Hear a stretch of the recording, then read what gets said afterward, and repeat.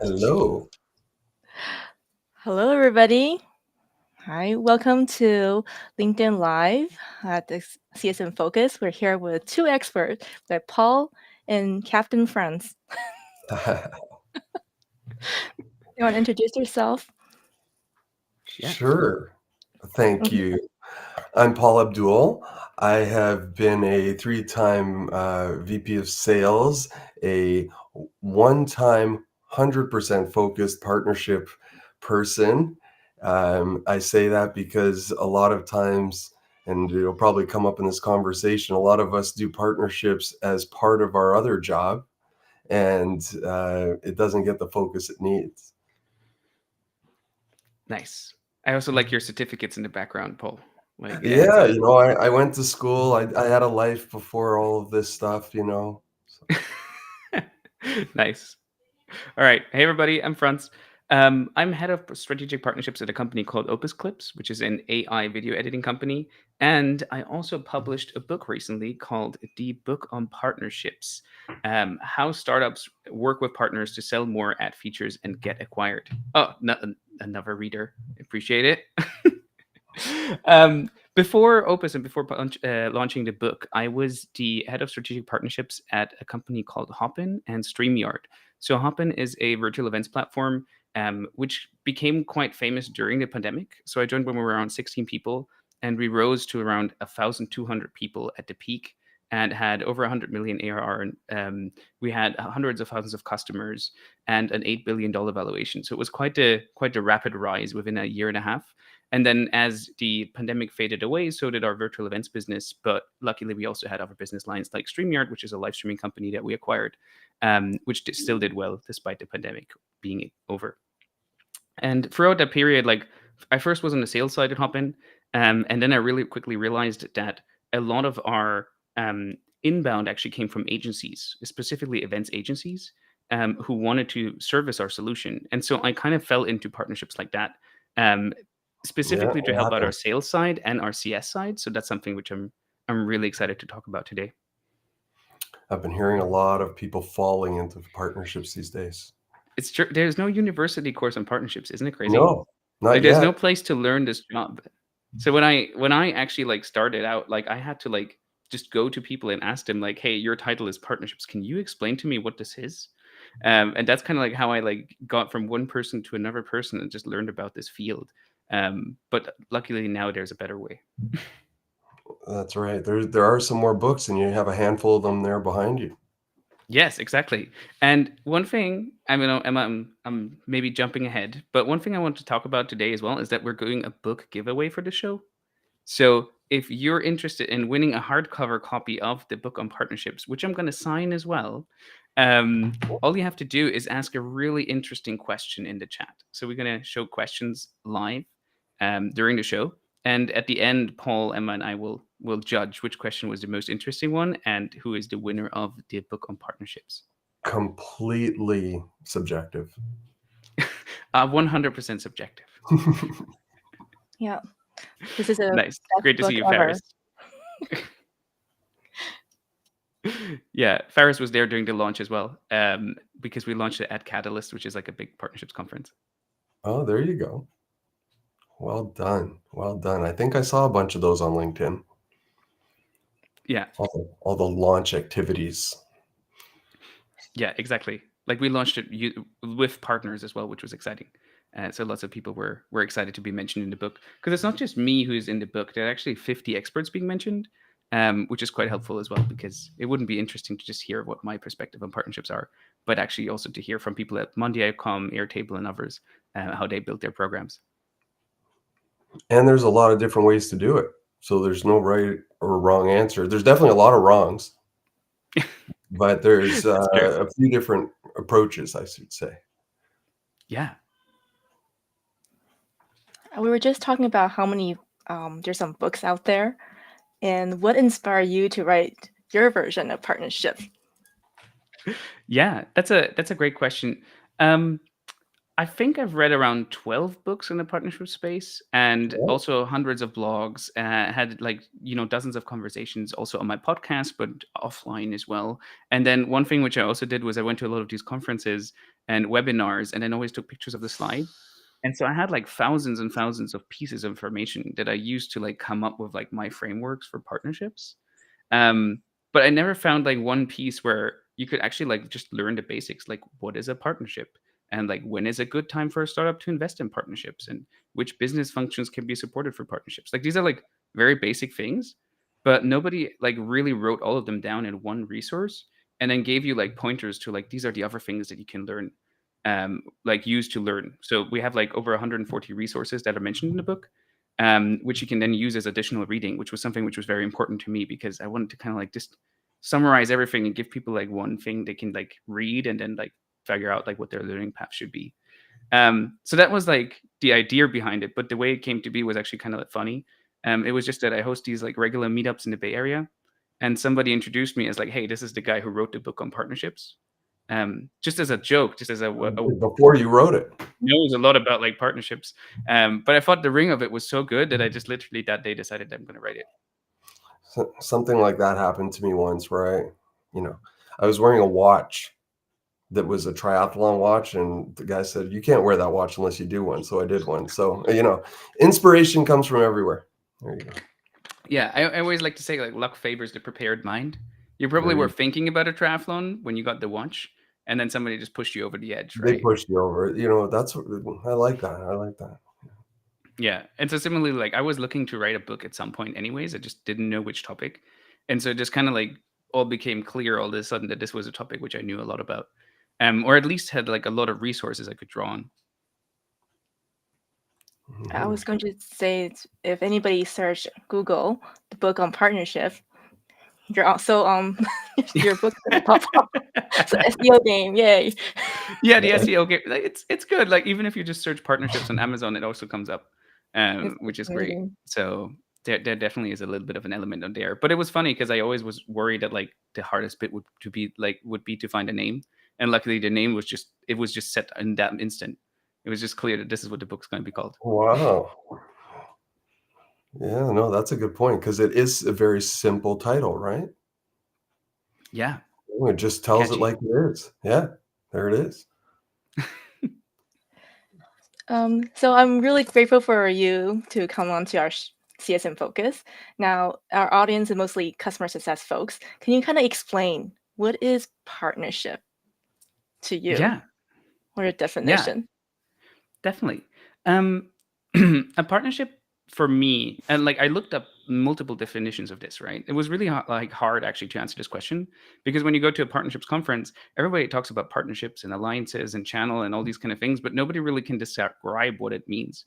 And so what happens then to you as a partnership leader is that your inbox kind of turns into like the other folder for the company.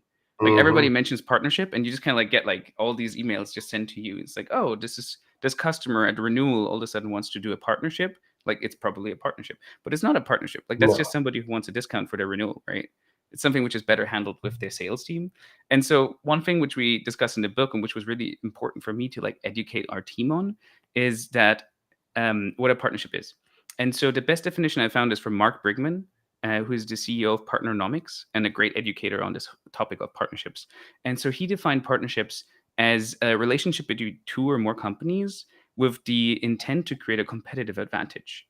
And so the idea is that you have a business model, like your business, for example, is to sell software, and an agency might have a business model, which is to service your software. And so together, you're actually like having an edge when you go to market and like try to sell to customers. Because when you sell more software, the agency has more to service, and so they can make more money. And so you're supporting each other's business models. And Bob Moore, he went a little further there, but it's along those same lines, is about winning together, right? Yeah. And I think when you win together, it's because you've created competitive advantage, and that's why you end up winning. And I also think there's a third party, which is the customer. The customer wins because you're simplifying why they should buy the product that you or service that you're doing, and as well, you've probably made it easier. It's like, you go to, a great example of partnerships that I've heard is, when you're buying something else automatically comes with it that you are going to buy anyway. So why not get it right there and then, and you know what? Maybe they've priced it in a good way too, so that all of a sudden that bundling or competitive advantage that comes from the partnership gets even better. Yeah, 100%. Like that competitive advantage is the winning together bit, right? It's like That's you right. want to deliver something to the customer, which is ideally faster, better, and cheaper. And so how can you do that, right? Like how can you deliver something which is just, a better experience for the customer, but you might not be able to deliver yourself. You mentioned something in the book that kind of found really interesting. What is buddyware?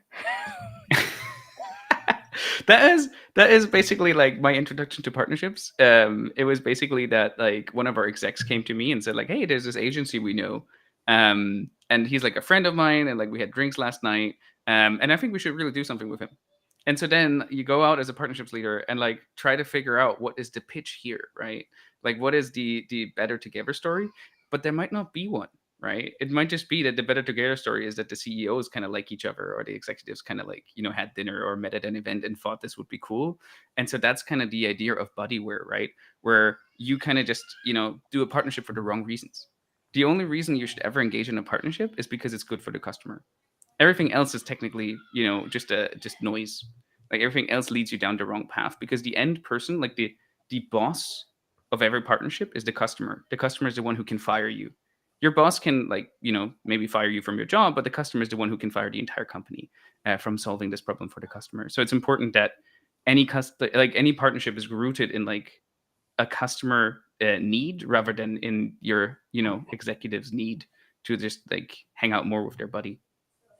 So just to go down that road a bit, sometimes executives may have an instinct that says, you know what, I think we should partner with them. I haven't figured it out yet. Can you figure it out? And it sounds like you tried to go down that road, and your answer was, we shouldn't partner. Yeah. But what sort of things would you use to figure out if someone's a good partner? Yeah. I think there are a couple of things we need to first, discuss in order to get to that stage. I think the first idea, which is really important here, is that partnerships is not a team. Like one of the biggest mistakes people make is that they assume that there's a partnerships team in a company, and that's why we just kind of, like chuck all the partnerships over to them, and they Right. have their own OKRs and they do their own things, and then normally they under deliver on them, and at some point it comes a layoff and we all get laid off. Like that's traditionally how partnerships have worked. The right way to think about partnerships is that partnerships is not a team, but a strategy for every department. And so partnerships is a way to figure out like how can our department do more by leveraging partners. And so one great example would be, for example, your customer success function. Um, how can they do more with partners, right? At Hopin, we had this problem that our virtual event software was kind of complex. Like you needed a lot of graphics, you needed like your custom theme songs at the beginning of every, presentation. You needed, speaker dry runs, all these kind of services around our software. And so our customers were often overwhelmed with that and just came to us and said like, hey, can you do all of these things for us? And we didn't want to hire all these people to provide all these services because it would create this massive amount of overhead for us, where we have to like hire and recruit and train and, potentially even lay off a bunch of people depending on the seasonality of the business. And so what we did instead is that we clearly defined like these are the things that we want to do in-house, and these are the things that we want to work with partners on for our CS function. That was like the most important thing to figure out initially when you want to work with partners.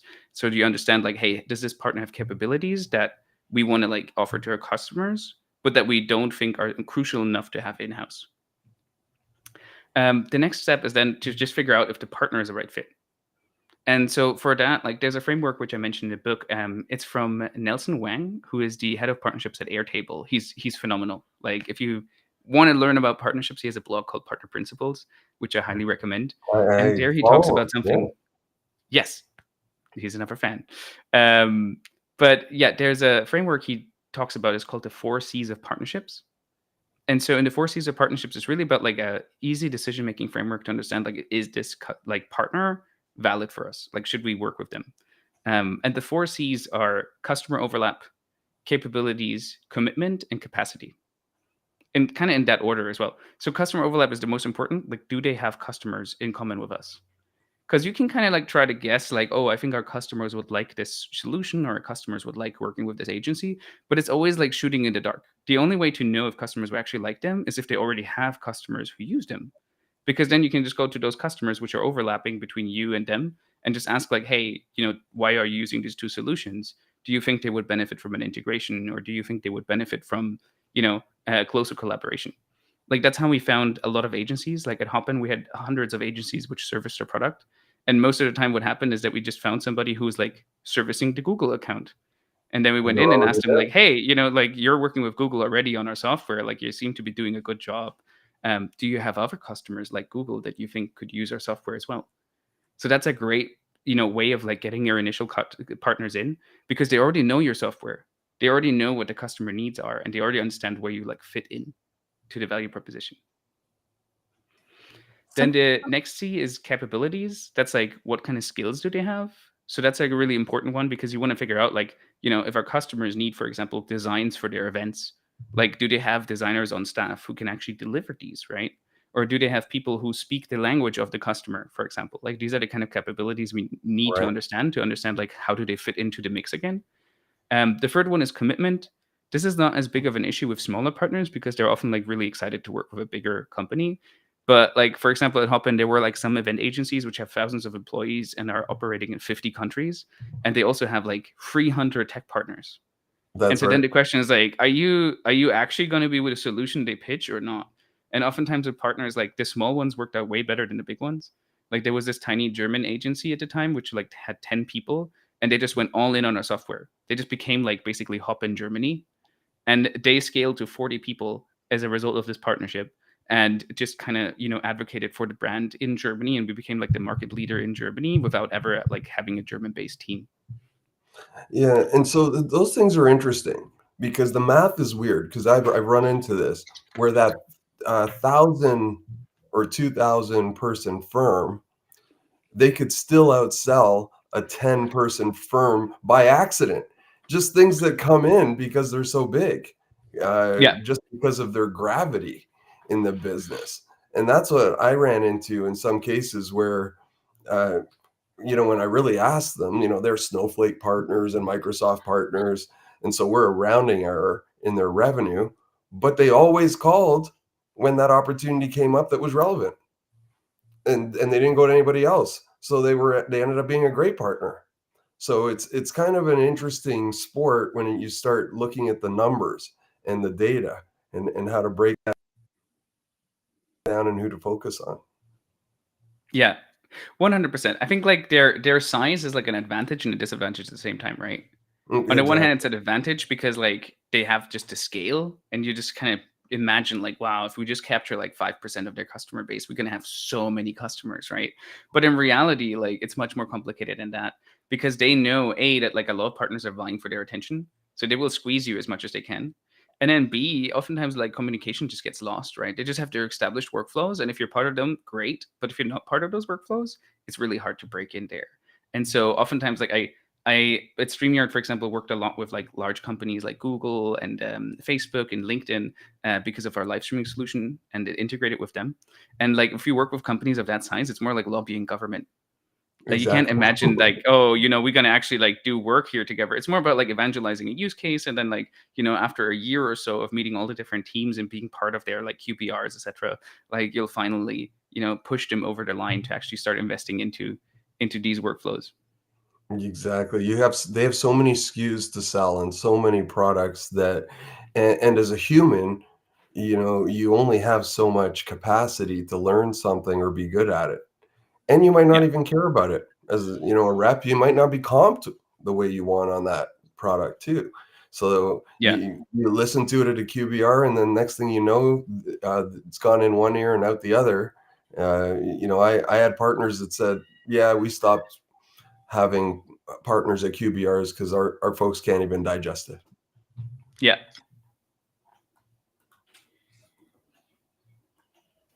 So something in your book that I found really interesting is that the different level of partnership from top to bottom. Can you Yeah. describe a little bit what it looks like?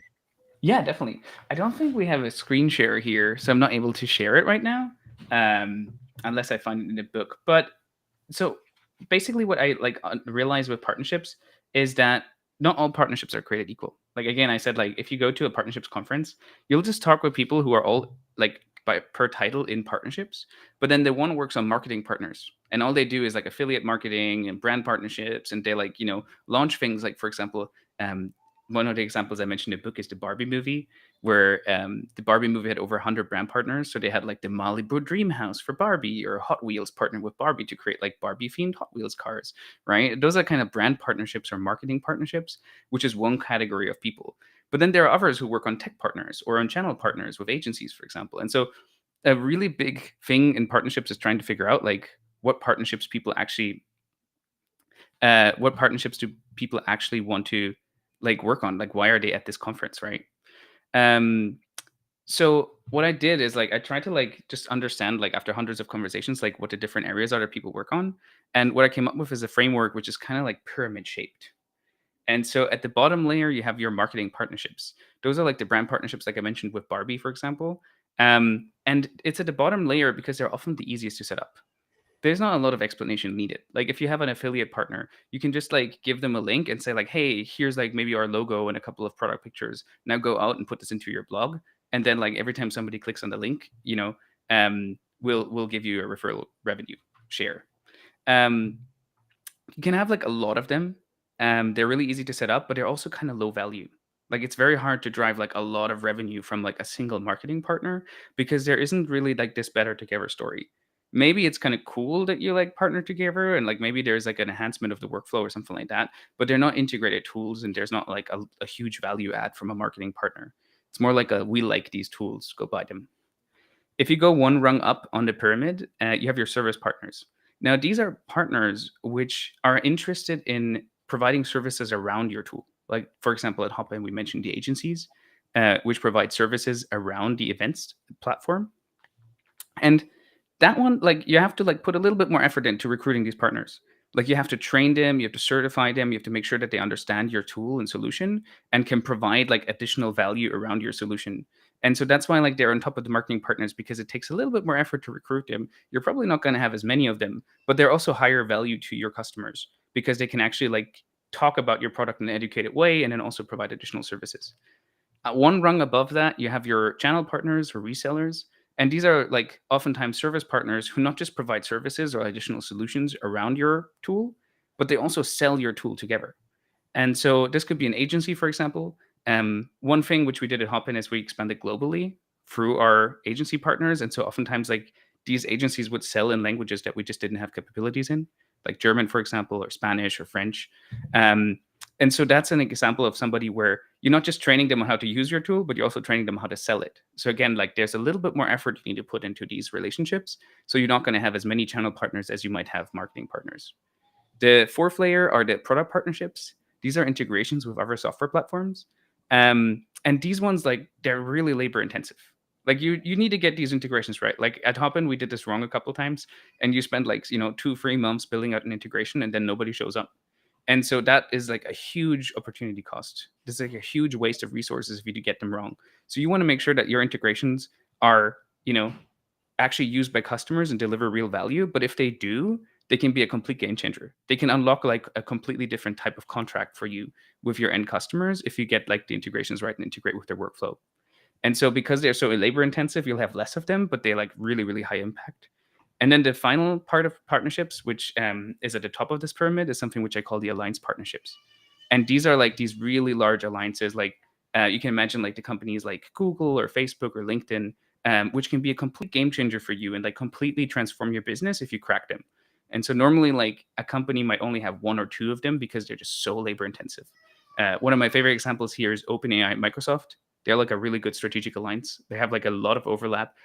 They work together on multiple layers of their business, which is kind of the definition of strategic alliance. And they also work with each other's partners. So like Microsoft partners are actually selling OpenAI products as well as part of the partnership as well.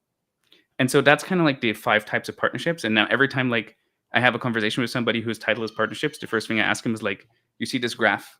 Like, where do you fall in? Like, which one do you work on, right? Because that's a whole different discussion based on like which layer of partnerships you work on. Yeah, and that what's interesting about what you said there is that you then, earlier you talked about the need to be cross-functional and talk to all the departments, and you talked about sales enablement, training, product, all in that conversation describing those types of partnerships. So as you get more complex or up that pyramid, you're talking to more people, getting more buy-in, rallying for resources, and sometimes it doesn't happen fast enough for your partner or the market. Sometimes you see a market opportunity that you want to exploit. um, some compliance thing or something has changed, or the partner themselves have changed something in their product and they need you to fill it. Kind of like you were talking about some of the partners there around the music and other things that you were seeing. And you need to get those integrations right. And the finance folks are always saying, well, show me the money before you get started. But then he's like, well, it takes 2 months, we have to prove it, we got to sell it. And then the salespeople are saying, well, when's it ready? I want to sell it. Marketing's like, can I get started? And everyone's saying, wait a minute, we don't even have it yet. So there's a lot of moving parts on those things. And so I found that the alignment internally is critical, and having a person that you can go to help drive that's important. Yeah, 100%. I think, yeah, partnerships is often a balance between speed and control.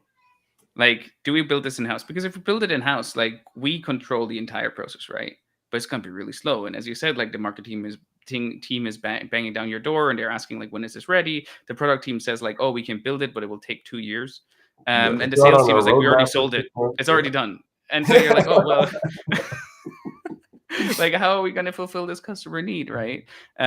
One example of this at Hopin would be for virtual events. Oftentimes people wanted like a production studio. So they wanted to have like just a green screen and like a camera crew and all that stuff. And we're like, we're not going to like build this in-house. We're not going to like set up production studios in every city now. And so instead of like, building this in-house or acquiring somebody who had production studios, we just went out to partners, found a couple of reliable, people who had production studios available, and then just sent them to business. And they gave us like a discounted rate in exchange. And then, Yeah. overnight, we basically had production studios in our product portfolio. Yeah, great example. And just going back to the cross-functional stuff, you've talked about people that become partnership people, and you ask them where or what their function is. And as I was thinking through some of the cross-functional components, it's like, did you even get budget? Do you even have your own tech stack? All those things that go with it to help be successful, and that's a challenge too. Yeah, 100%. Do you often get asked by the CEO or founders or CFOs which one has the best ROI? Oh, What do you mean, which one? As in the It's like, I a want to start a partnership or partnership program, but I want to have the yeah? best ROI. Which one would I go after? Do you mean which type of partner? Yeah. well, Yeah. you mean the layer that he was talking about? Is that what you mean, Emma? Yes, I feel like when at CS we get often asked like, "Hey, you just roll out this enablement. When we can see the impact of the customer?" And you have to like lay out all that. I think, like Paul, you were mentioning before, everybody's like looking for that instant impact. I just Yeah. wonder, in your mind, with all the type of different partnership out there, you said it was the hardest Yeah. one, right? Which one has the biggest impact, or where should we start? Where should we start? Yeah. So I think it really depends on your business, right? Like, where do you need the most help? I think that would be a great conversation to have with your CEO and just go like, well, partnerships can be a strategy for every department. But which department needs the most help? Because that's the kind of partnerships we're going to look into. And then also these are the OKRs we're going to align to. Oftentimes one of the mistakes is that you just kind of make up your own OKRs. You're like, we're going to drive, X amount of revenue, but you don't really tie it to everybody else's. So you're just kind of on your little island doing your partnerships things, which is never going to work, right? And so I think the first step is to figure out like which team could benefit the most and like which areas do we need the most help in, right? And then after that, like you can look at like which parts of the business do we want to outsource, like which parts of the business do we not want to bring in, like run in house. For the CS side or for just generally like the customer side, I think one great example is internationalization. it's often like a low-hanging fruit. It's often something which people like, want to do, like they want to break into Japan, or they want to break into Korea or something like that, or they want to expand into the German market, but they don't have the resources. Like they don't have German speakers on their team, or they don't want to like be in charge of like translating everything and keeping everything up to date. And so that's a great example of like where partners can really be a game changer for you. Because you just need to find like a couple of Korean like either resellers or agencies who are willing to like run your entire Korean business for you.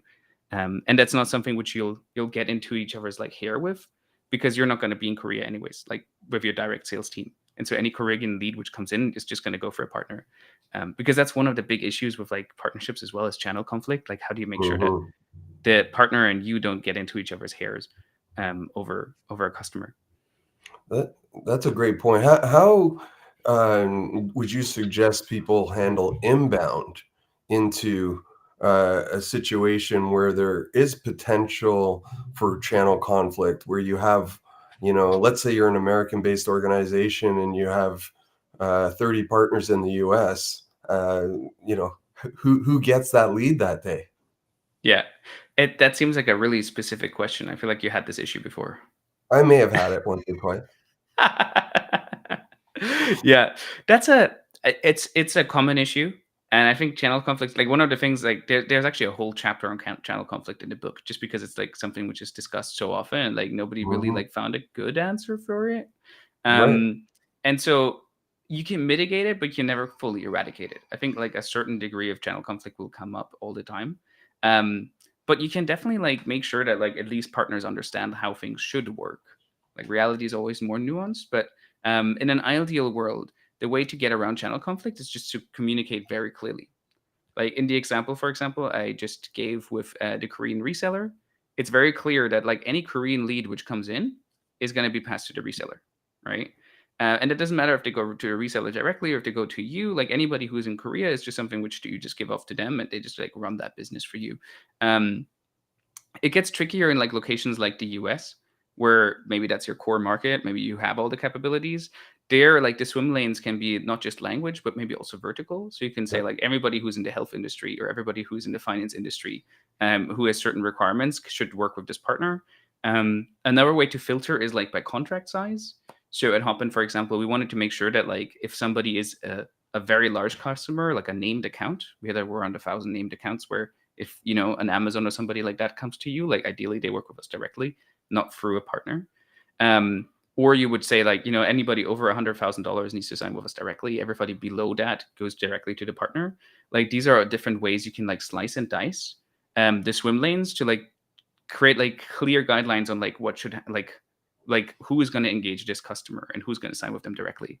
The reality is Yeah. often messier, and at the end of the day, like if a customer insists on working through the partner rather than for you because of like contracting or something like that, you just kind of like give in on that one. And But at so least you have these general guidelines. yeah, and even your answer was nuanced from my question too. For example, I could have 2 partners in Ohio, Yeah, and they both service the same market. Inbound lead comes in that should go to one or those 2 partners. They both want deals between 50,000 and 100,000, and this one is 75. Now what, right? So, yeah, what ended up doing was actually keeping score. So we shared, we used a phrase balance of trade. So, you gave me one, I owe you one, and that sort of thing. Or I gave you one last time, now I'm giving them to this one. And I'd be very clear with the partners about that. In some cases, it was an RFP, give them both to them, and then they can, fight over it in the RFP world. yeah. But we had that built right into our CRM, so it started to keep good score, and then we could check the data on who was bringing business and who we were sharing business with too. Yeah, I think that's such a good point as well. Like especially the last one on like the RFP. It's not always doable, but ideally, what you want is your customers to have options. Mhm. Because what happens is like if you have only one partner in Ohio, for example, and you're like, well, this is the one partner in Ohio, and like deal with it. What that partner will do oftentimes is to just raise their prices. because they know that they have a monopoly on They're services in captured. Ohio. Yeah. And so then they're like, well, nobody else is providing it, and you're stuck with us now. And so then normally what happens if you don't have competition is like prices increase and quality decreases. And so what happens there, a way to mitigate that is actually not just more regulation and more, contracting, but instead just to introduce more partners. Because once there are like two partners in Ohio, all of a sudden like there's competition and they have to like start, competing on price and then increasing quality as well. In the book, you mentioned the customer don't want to pay another SaaS. They want to pay for service. Yeah. Right. This is definitely that scenario, but service cannot scale. That's it. Yeah. Not as fast. Okay. Not as fast. Yeah. So how do you like address this area? Just more partner providing same service, find 3-4 more Ohio Yeah. service partners like that. Yeah. I think that's like a really big conflict at the seat of every SaaS company, is that like software is always perceived as cheap because you already built it, and so you just need to replicate it, and then just like every additional customer costs you basically zero to onboard because the software is often like really cheap to run. It's not always true, but in most cases that's a perception from customers, right? And so they're not really keen on doing that. Like with Hopin, like they might pay like $20,000 or so for the software for a year. But then if you like provide them like a CSM who's actually gonna like handhold them through their first event and like make sure that they're like on call, etc., like all of a sudden the contract would explode to like 6 figures. Because they like really valued having like a person there, like something visceral about people, that they just really like when somebody is working on their project and they see them working, and that they don't even like care how much they pay per hour. They just want to like have somebody who they can call if something goes wrong, right? And so that's a delicate balance to strike, because on the one hand, like you want to make more money, and so like an easy route to go down as a company would be to just hire more people and then like provide a whole lot of services yourself. The problem is that if you're ever trying to IPO or raise money from investors, they'll look at your margins. Yep. They'll look at like, where is your revenue coming from? And if all your revenue comes from services, the investors will say like, hey, this is not really like a BMW. This is more like a Fred Flintstone car where you just kind of have your feet underneath the car sticking out and you just pedal really hard. And it looks like a software company, but it's actually a service company. And so that will really, really impact your valuation. And so as a software company, like ideally most of your revenue comes from software, and you have partners who provide services around that software. A great example is Salesforce, where they have like, quite a large customer base and like also like a sizable employee base, but they have like hundreds of thousands of Salesforce consultants. Like there's a whole economy around Salesforce. And one of the craziest stats about them is that for every dollar Salesforce makes, its partner ecosystem makes $7. And so they, make $1 selling their software, but then the partners make $7 selling services and other software and solutions and stuff like that, workflow integrations around the Salesforce software. Yeah, that's a great point. It also attracts partners for that purpose too. They can see that they can build it. I love the analogies of, you have a gold mine, but sell some axes around it, sell some pails, and sell all the boots and safety equipment, because then you'll make money too. Yeah. So those are all good partners. Yeah, very true. Emma, when we were talking about doing this today, we talked about the relationship between customer success and partners. And I don't know about you, Franz, but for me, the lines got pretty blurred sometimes. Can you talk about some of that from your side? Yeah.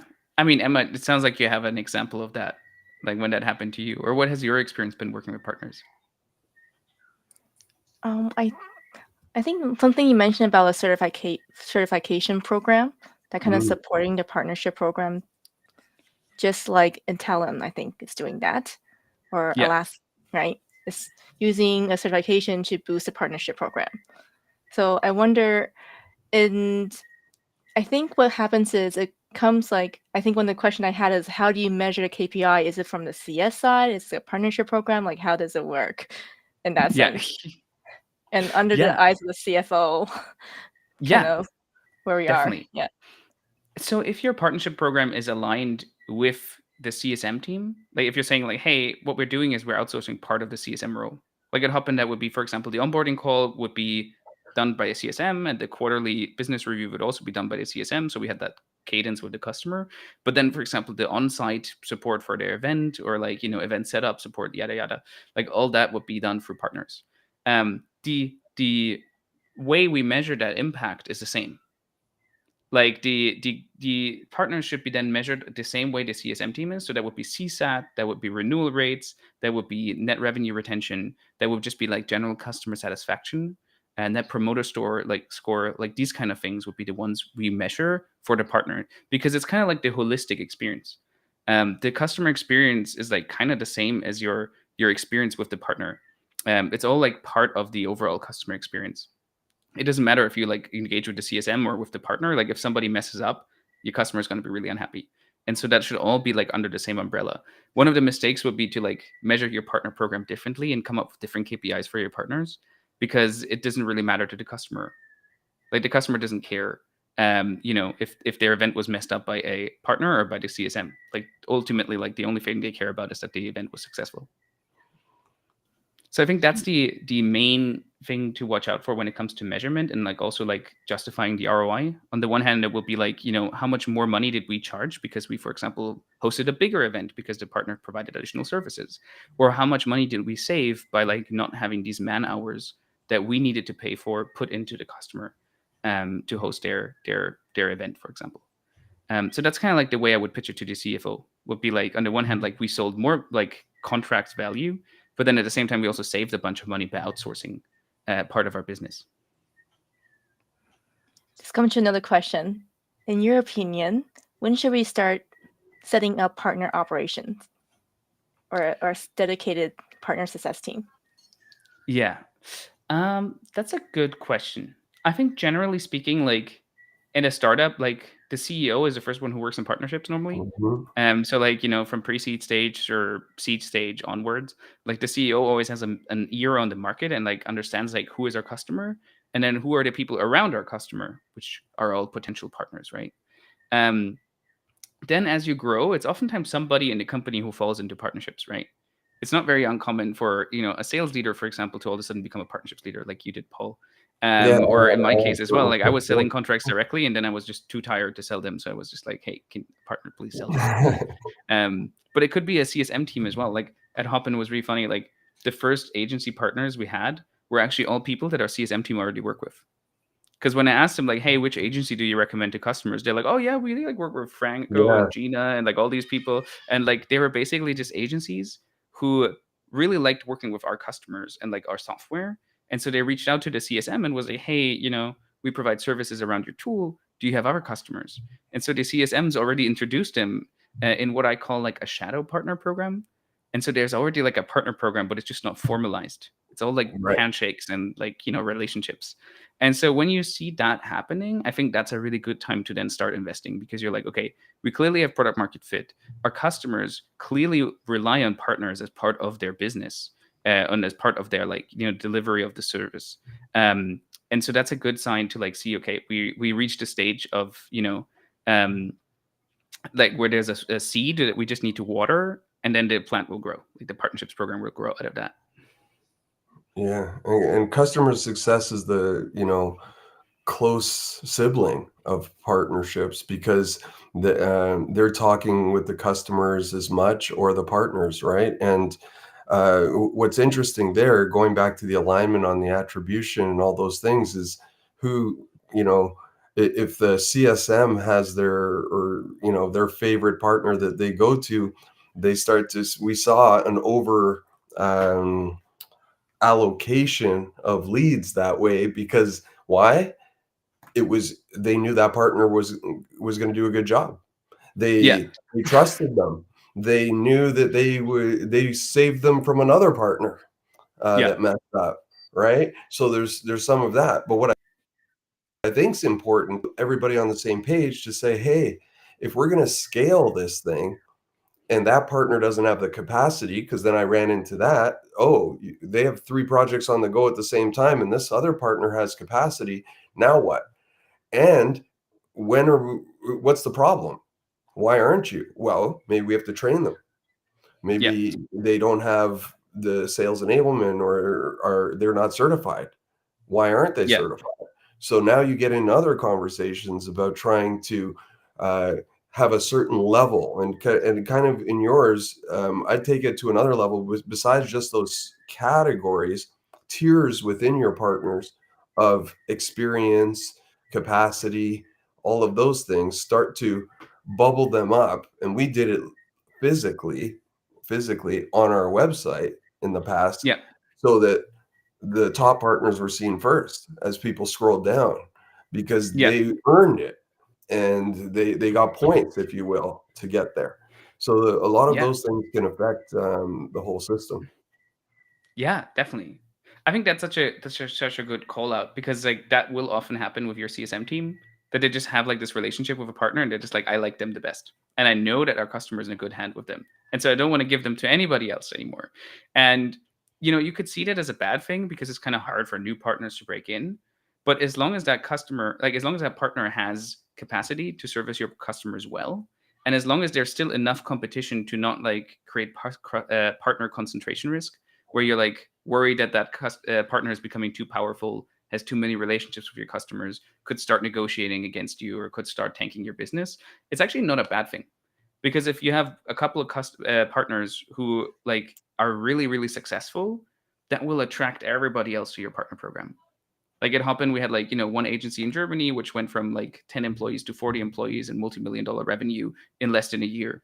And like that success story is something you can then show to all the other people in Germany and in Europe in general, and just say like, hey, if you want to be like a successful agency, like you should jump on our bandwagon, right? And so I don't think it's a bad thing if some partners are like exponentially successful compared to everybody else. It would be wrong to assume that every partner would get roughly the same amount of leads and roughly the same, results. Like that's just not how the free market works. Some people are just really good at what they do, right? Yeah, and I like that term, partner concentration risk. That's the term Yeah. of the day so far for me, because Yeah. I think I've seen it. You have so much, responsibility, laid on that partner, that it could all of a sudden break if they go rogue or they choose a different way to go. Yeah. So that's very interesting. Yeah, definitely. I have this really interesting questions from Faris. Ferris. Yeah. Yes. So, in your experience, have sales or customer service, let's say success, have been more successful in really embracing the partnership motion? That's a great question. I also want to call out that this is the first question we got from the audience so far. So Ferris is right now in the lead to win a hardcover copy of the book. There you go. So if you have any interesting questions, now is the time. But yeah, Ferris, I think it really depends on the company, and like again, like what do they need support with? If you have a successful like direct sales motion, then you don't need to introduce partners and the resulting channel conflict. Like channel conflict is a much bigger issue on the sales side than it is on the customer service side. Because on the customer service side, normally like what you outsource to partners is all the things that you don't want to do internally, because they're like too labor intensive or like too niche to a specific industry that your team can't really cover them, right? On the sales side, it's a little bit more tricky, right? Like you could probably go direct, but then the partner might have like already existing relationships with a customer, and so it's easier if they sell. But then you have to like either give them a commission or they like want to sell additional services on top. So it's a lot more complicated, I think, on the sales side. But the partner motion works for both, as long as you create like clear swim lanes on what exactly are the responsibilities of each party involved. Yeah, I think the short answer is yes, but as Franz said, yes, it can get complicated really fast if you don't put rules in place. And I think that's an important piece of the partnership side when you start to stand it up, is to really Mm, document these things. Because if they're not documented, it goes really bad fast. And whether it's on the compensation side, uh, you know, conflicts, calls to the CEO complaining, who is this new person? What are they doing? It was great before when I was working with customer success. Now they broke it. yeah. So there's a lot of different things like that need to get aligned. Yeah, 100%. Yeah. I think that's also generally like in partnerships, there's so many things which can go wrong because you're applying leverage, right? And so one mistake you make affects like a huge amount of customers. Because through the partner, you often work with like a large customer base. And so that leverage can go both ways. It can be really powerful in scaling up your business, but it can also like ruin you, and you can like spend months cleaning up the mess you created. And so one advice I would always give to people who are interested in dabbling in partnerships, and any CSM leaders, CS leaders, for example, who are listening to this call, is to start really small. Like start with like a handful of customers, maybe like 5 or 10, just like a good sample size, um, and trying to figure out like how partnerships can help them, and like which partners you should work with. And then with these kind of like handful of partners that you identified, you can then like test out different models. Because if you mess up with like four or five partners, it's kind of easy to clean up. Like you just need to have 5 calls and go like, hey, listen, like we gave you too cheap of a deal, for example. Like it was a mistake. Like you actually are like, undercutting us on price with our customer. Like that's still an easy conversation to have. If you see like a couple of partners working out well and you immediately could scale up to 300, it's just going to be a nightmare. Like it could actually derail your entire business, because then your partners, for example, come into conflict with your sales team, or like your CSMs feel threatened by the agency partners because they feel like, hey, these people are stealing my job. So then there's a lot of like internal politics which happen. And so if you start small, it's really easy to like identify these issues, fix them, and only when you feel like you're ready to scale, you actually ramp up. The good news is also that like normally at one partner can handle a lot of customers, and so you oftentimes don't even need that big scale. If you just have a couple of partners who provide services, that's oftentimes already enough to like cover most of your customer base, and they will grow alongside your business as well. Question. Can I just want to comment on that. So let's talk that through. You're talking about partners servicing if you are giving them a lead. That's what you're talking about. That's one of the ways in the CSM side, yeah. So my challenge that I really took on was, let's say you have a revenue number, right or wrong, that you are trying to hit, and your current partnership base isn't feeding it. Mhm. Do you try to scale your partners to get because you have data on how much they're going to sell as a general rules to date based on what you're doing, or do you just try to make those other partners better? That's a good question, and I think it really boils down to like the maturity of your program. Like eventually you'll need more partners. Like there's just no way around it. And like Yeah. normally there will also be more inbound as your partners succeed, other people will see it and want to have what they're having. So I think eventually you'll have to expand your program, also because of the partner concentration risk, right? Yeah. I do think though that in the beginning, like 5 to 10 partners is probably more than enough for you, because ultimately, like if you don't have like a huge customer base yourself already, there just isn't that much business for your partners to go around. And as I Right. said in the beginning, like the best partners are the ones which go all in. Like they'll only like use Hopin software, for example, or they only like work on Salesforce or something like that. Like those are the ones which you want to like, work with, because they're your power users. They give you so much good feedback. Like at Hopin, like we had like a couple workflows where you had to click like 4 times to like set up a booth or something like that. And the partners would be like, hey, I set up 600 booths this week I and I had already to click did. 4 times. Like we Yeah. can make that 2 clicks. Like Yeah. because the average customer wouldn't know. They like click 4 times and it's done. But if you have to click 600 times, like on these 4 clicks, to set up a booth, like you'll feel the pain, right? Yeah, well, And that's so, a great yeah, great point. I mean, I had a partner advisory board for that purpose, yeah, that worked with product to help us fine tune a couple of those things, because in some cases they found things that whether it was bugs or improvements that they could share. yeah, 100%. Yeah, that's a great call out as well. Like not just a customer advisory board, but also a partner advisory board, because partners, like their entire business oftentimes hangs on the relationship with you. And so they have a form of partner concentration risk where they like the That's right. decisions you make impact their business exponentially. And so making sure that they actually are heard and don't feel like you're just deciding over their head is really important. Since we just have Dreamforce and Catalyst, a partnership conference, I wanted to ask you, where do you see the future of the partnership program going to? or partnership in general? Great question. We talked about this a little bit before we went live. Yeah. Because there's just this explosion of partnerships content right now. Like my book is obviously one of many books which launched this year. I think there were around 6 books or so which launched this year, and there are a lot of people who are like creating, podcasts and blog posts, and then also podcasts like yours, which are CS focused, are actually like talking about partnerships now as well, which is great to see. But I think right now we're still in like the craftsman stage of partnerships. So Greg Portnoy, who's a thought leader in our space and CEO of Euler, which is a PRM company, like he actually talked about the 16 jobs the average partnerships professional has to do. And so that means that you're, as a partnerships professional, not just like, the person who like talks to partners, but you're also making business cases internally. You're educating your teams. You're trying to get like, budget. You're trying to come up with like a certification program. There are like so many different things that you have to do, which is on the one hand great because it's a really fun role to have in a company. But on the other hand, it's also not something which can last, because you're so split between all these different activities that you never really specialize in any of them. And so I think as we move to like an industrial scale on partnerships where it's becoming a valid department in your company, like most startups will think like, oh, I need a sales team and I need a support team and a CS team, and then I need also a product team, right? At some point, they'll also start thinking like, I need a partnerships team. And when that switch happens, I think what we'll see is a lot more specialization.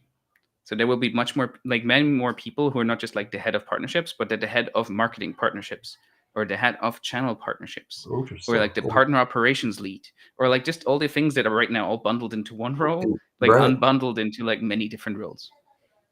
Yeah, I've jokingly said that the partnership person, or at least the inaugural partnership person, is the Secretary of State, and that person who does all those roles, because and they're harder to find because that person has to have some general business knowledge of a lot of areas. So to do that, like I know for me, just coming from the sales side, and just like a data point was, as a CRO, my CEO noticed that 60% of my schedule was based on partnership activities. Therefore, we should probably get a partnership person to free Paul up to go do what he's supposed to do. All right. And so there was some of that stuff taking place, but then also you're doing all those activities and it's not necessarily driving revenue. It's just getting the system ready for revenue, where, to your point, partner operations might be able to do that. Yeah. 100%. Yeah. It's oftentimes like, somebody like you, the CRO, whoever, who's like stuck with partnerships initially. And then once you escape that craftsman stage, you can actually start building like a system around it. And I think a lot of companies are like entering the system stage now, where they get the value, but they haven't like dedicated full-time resources to it yet. Yeah, I've talked with a few people recently that said, "Oh, I put up my hand to be the partnership person." And I talked to them, and they were like, "Oh, I don't know if that was the right decision," because they didn't know what they were getting themselves into, or really hadn't thought it through. They thought it was more of a relationship manager or something like that, which it is. It's a percentage of that, but there's other things to do. Yeah. I mean, yeah, definitely. Like, there's a misconception that partnerships are just about like whining and dining. Like when I told somebody I'm going to speak at Catalyst, like a partnerships conference, he was like, "What is your presentation? Just like the best steakhouses in all the U.S. cities?" And I was like, "No, that's not what we do, right?" Like, so there's a move from like chugs and hugs to track and hack, like definitely away from like this relationship fluffiness to like tracking and measuring the output and like hacking together programs that actually drive measurable results. I see we got another question. Yeah. Oh, Ferris is on a roll. All right. Go ahead. Flat payment versus percentage payment for referrals. Any thoughts? Which one works better? Great question. I would love to hear your thoughts on it as well, Paul and Emma. But I mean, for me personally, I'm not a fan of referral fees. If you've read the book, like there's a whole section on why. But the issue is that you're introducing a new business model into the relationship. Like the agency's business model, for example, is to provide services, and your business model is to sell software. But if you sell them, like if you give them like a referral fee, then all of a sudden there's this new revenue stream, which might completely disrupt the way they do business, because they're like, oh, now I like, want to focus on making referrals rather than providing services. And so it can create a lot more confusion by providing like referral fees. That being said, like in a lot of industries, like it's common to work on commission or to work on referral fees, so there's no way around it. And so in those cases, I think it again depends on like the contract value. Like if you have like a commission based model, then obviously percentage payment is better because the customer, like the partner, then has an incentive to actually like make this as big of a deal as possible.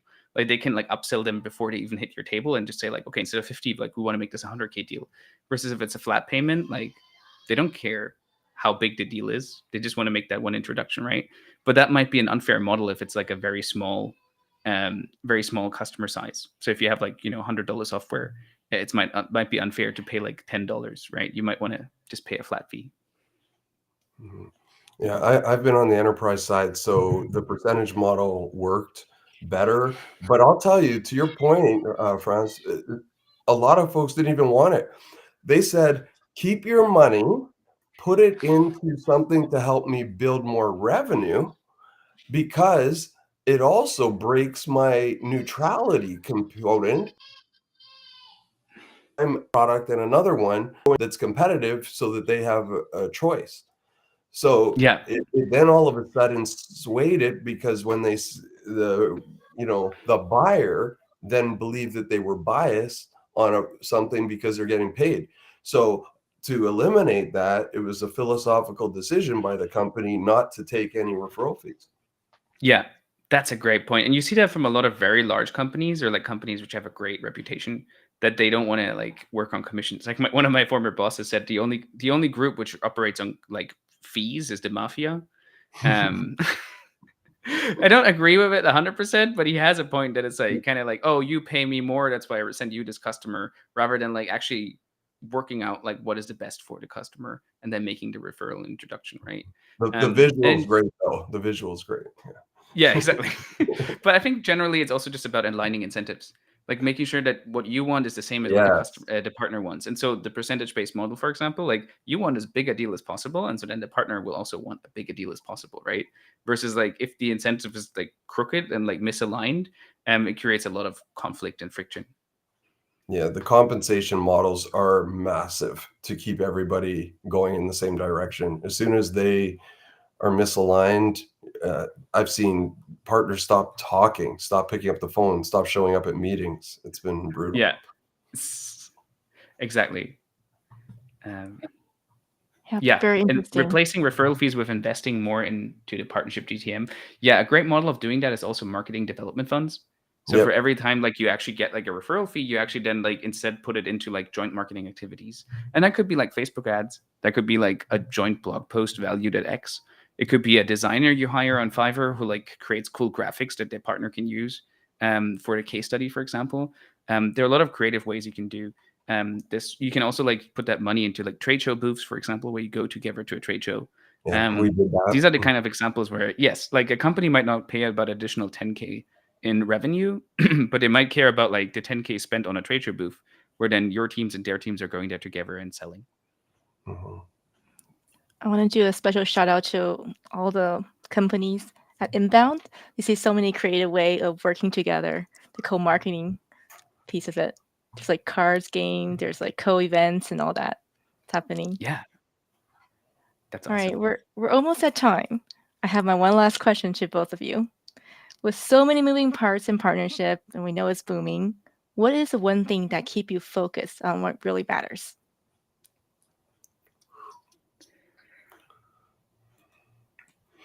I'll let Franz think for a second. For me, as somebody who's been predominantly on the sales side for most of my career, revenue is something that you need to focus on early.